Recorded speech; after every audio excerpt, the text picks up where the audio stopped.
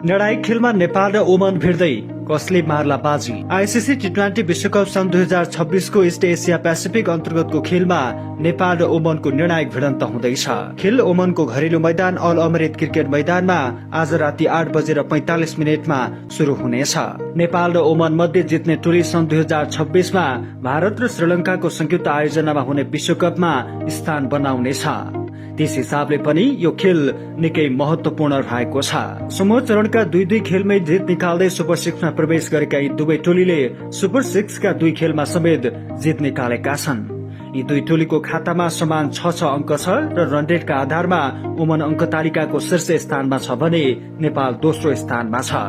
त्यसैले नेपाल र ओमान मध्ये जित्ने टोली सन् 2026 को विश्वकपमा स्थान पक्का गर्नेछ।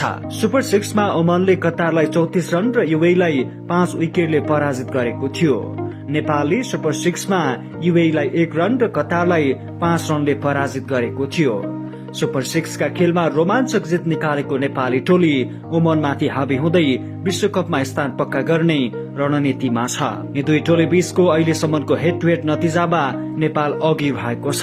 माइखेलका अनुसार नेपाल र ओमान बीच अहिलेसम्म 8 पटक टी20 खेल भएका छन्, जसमा नेपाल 5 पटक विजय भएको छ भने ओमान 3 पटक विजयी भएको छ। ओमान घरेलु मैदान र दर्शकका साथ मैदानमा उत्रिनेछ भने नेपाल पनि आफ्ना दर्शक सहित मैदानमा उत्रिनेछ।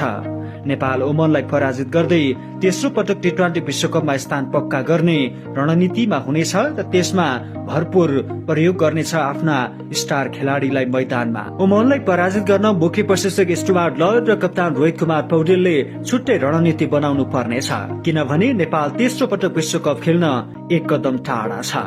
ओमानलाई पराजित गर्दै विश्वकप खेल्ने नेपालको रहर पूरा गर्न नेपाली खेलाडीले मैदानमा पनि दिलो ज्यान लगाएर खेल्नु पर्नेछ। यसअघि अभ्यास खेलमा नेपालले ओमानलाई घरेलु मैदानमा पराजित गरेको हुनाले नेपाल जित्न सक्ने आकलन गर्न सकिन्छ। नेपाल रणनीतिक रूपमा मैदानमा उत्रिनेछ र ओमानलाई पराजित गर्दै विश्वकपमा झण्डा गाड्नेछ।